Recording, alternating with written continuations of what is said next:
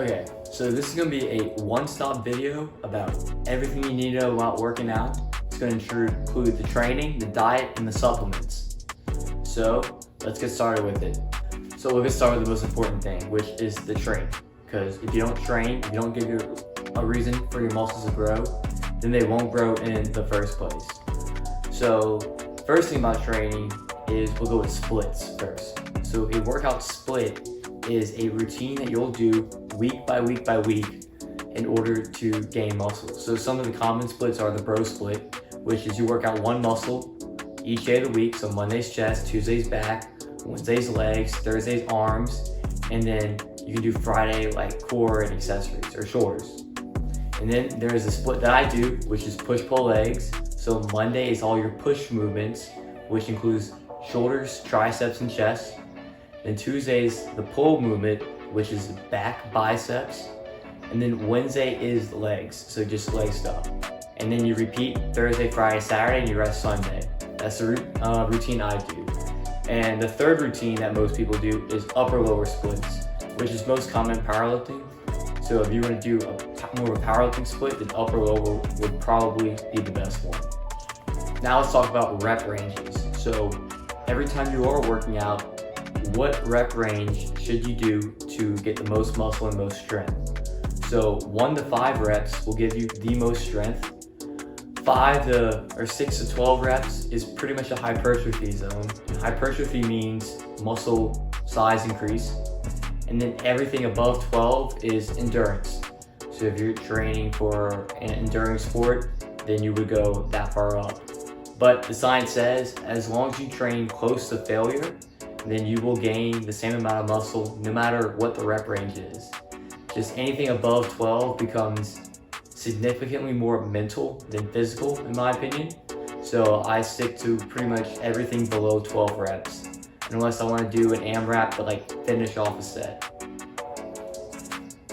Okay, now let's talk about how to train. So once you get your split, and then once you realize what rep range you want to do, you're gonna typically do 1 to 3 sets. So a set is a group of reps, okay? And then after you do your set, you're gonna take normally between a 1 to 3 minute rest depending on the movement. So if it's a compound movement, and a compound movement means it involves more than one muscle group, then you would take typically a 2-minute rest because it's gonna be more exhausting. But if it's an isolated movement, which means it uses only one muscle group, then you could take a minute break. And typically, for hypertrophy, 3 to 4 sets is best. And if you're doing strength, you would want to do more like 5 to 6 sets of lower reps. So you have the same amount of volume for both. It's just the sets and reps are going to be a little different. Now we're going to talk about different exercises to do. So let's go with push movements first. So push movements, let's go with chest too. So chest, there's pretty much 2 sections of your chest. There's the midsection and then the upper section. So for a midsection, you could do a machine fly. And then for the upper section, you can do an incline dumbbell press. So those are 2 basic movements that's gonna cover 99% of your chest. So shoulders. Shoulders, there are 3 heads. You have the front delt, this lateral delt, and the rear delt. So front delt's gonna get a lot of work done with shoulder presses. The lateral delt's gonna get a lot of work done doing lateral raises. And then your rear delt's gonna do a lot of work with like a rear delt machine, or you can do a face pull. And then you have the tricep. So your tricep's gonna get a lot of work done by doing push downs. You can do skull crushers above your head, or you can do kickbacks. And you want to do a tricep workout that puts your arm in 3 different positions. So push down's going to put it right in front of your body. A skull crusher is going to put it above your head, so you're going to really get that long side of your tricep. And a kickback's going to put your arm behind your body. So because one part of the tricep is connected to the shoulder joint, so you really need to work it out in different shoulder positions. Now let's talk about pull movements. So for back day, it's mostly going to be lat, and your lat is right here under your armpit. So it makes this wing shape right here. So lat, you need 2 movements for it. You need a vertical pull and then a horizontal pull. So vertical pull could be a pull up or pull down, And then a horizontal, pull could be like a barbell row, or it could be a cable row. So that's gonna cover majority of your lats. And then you wanna get your traps and all of this in there too, which will get work from the pull, so that should be good. But your traps, you wanna do shrugs to make sure you get your traps. And that's pretty much it with the back. It's also gonna get like 80% of your back. You could do deadlifts too to work your lower back, but I consider that more of a leg movement. And then we're gonna have biceps. So biceps, there's 2 muscles in your bicep. And again, it depends on shoulder movement. So standard one is just a barbell bicep curl. That's gonna get 80% of your bicep done. But you can also do a spider curl, which is gonna put your arms more in the front. Or you can also do a seated dumbbell curl, which is gonna put your arm more behind you. In which, if you want tutorials about all of this, you can either look it up on YouTube or just comment below and let me know what tutorial you want. And then finally, we'll go to legs. So legs is majority squat. Squats are probably the best thing for legs.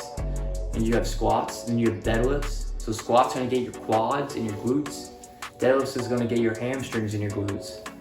And then after you do a squat, you could do a leg extension, which is isolates the quads, a hamstring seated curl, which isolates the hamstrings, and then a calf raise, which will get your calves good. And that's pretty much majority of your lower body. I also incorporate abs on leg day because there's not too many muscles in the legs and they get pretty tired fast. So I put abs in for leg day too, which I do a cable crunch and then I do a leg raise. Okay, so that's pretty much most of the training out the way. That's all the basic information you need to know. Now let's move on to the diet section. So diet is the second most important thing because first of all, you need a training stimulus to grow your muscles, and then you need the actual fuel to make the muscles grow. So the diet is most important. So typically stick to whole foods. That's a good basic level. If it's processed, pretty much don't eat it. And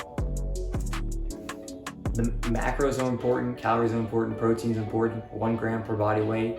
But it's not just about the macros. A lot of YouTubers, they think it's all about the macros. Macros is the only thing that matter. No, it's also the ingredients. You can pronounce it and you can probably eat it. Only eat whole foods and just stick to that. That's what I'm on right now, and it's working really good. I have a diet video too if you want to check it out.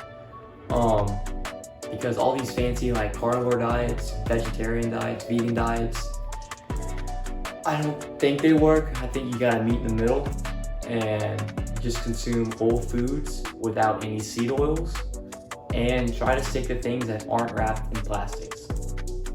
Okay, and then lastly, we're gonna go to supplements. So supplements, there's probably 3 main ones we're gonna talk about right now, and that is protein powder, creatine, and pre-workout. And I'll talk about some uncommon ones at the end too. So protein powder is just a way to get protein in. It's quick, easy. It's very, very processed. So I used to take it, but now I'm gonna try to start getting more of my protein from whole food sources, which I think is better in the long run. But if there's absolutely no way you can get it from Whole Foods, then I'm sure protein powder is fine. It's probably one of the better processed foods, but protein powder, in my opinion, cannot beat chicken, beef, steak. And then let's go to creatine. So I take creatine too. Creatine is a supplement that will let water be stored more in your muscles effectively, so it'll make them bigger and stronger. It's a fairly cheap supplement too, so it's affordable for most people. I can make a full creatine guide soon if y'all want to. But basically, you just have to take 20 grams of creatine for a week to load it up, and then you take 5 grams of creatine for the rest of your life. And there's pretty much no downsides to it. It doesn't make you bald. It doesn't hurt your kidneys, but you do need to drink a lot of water with it for it to work effectively. So that is a problem that most people have. Because I go to school and it's hard for me to drink a lot of water without taking a lot of bathroom breaks. So I have to work my water schedule around my schedule. And then the last supplement is pre-workout. So pre-workout is pretty much contains 3 ingredients, which is caffeine, beta-alanine, and L-citrulline. So caffeine gives you the energy. So a typical coffee has like 60 to 100 milligrams, but pre-workout normally has like 300 milligrams. So if you're not used to it at first, just take half a scoop, because that caffeine will sit in you and it doesn't feel pleasant. Because my first big pre-workout, it lasted like 3 hours. Beta-alanine is the chemical that makes you tingly. So once you take pre-workout and you feel really itchy, it's because the beta-alanine's in it. And I think a good recommended is about 3.2 grams. And then you have L-citrulline. L-citrulline, you want 6,000 milligrams or 6 grams. And that is what makes you vascular. It gives you the pump. It makes your arteries and veins dilate, which allows more blood to flow through it, which gives you a better pump. And there's really no downside to that. You can't get addicted to it, or you can't build a tolerance up to L-citrulline. So that's what's in most of the non-caffeine pre-workouts, which if you do like pre-workout but you don't want to build up a big caffeine addiction, then just take a non-caffeinated pre-workout. So that's pretty much all the basic stuff about working out if you're just getting into it. And if you like working out, electronics, philosophy, and tennis, please subscribe to the channel. I have a lot more future content coming out. And if you want to know how I balance all of these hobbies together, also let me know.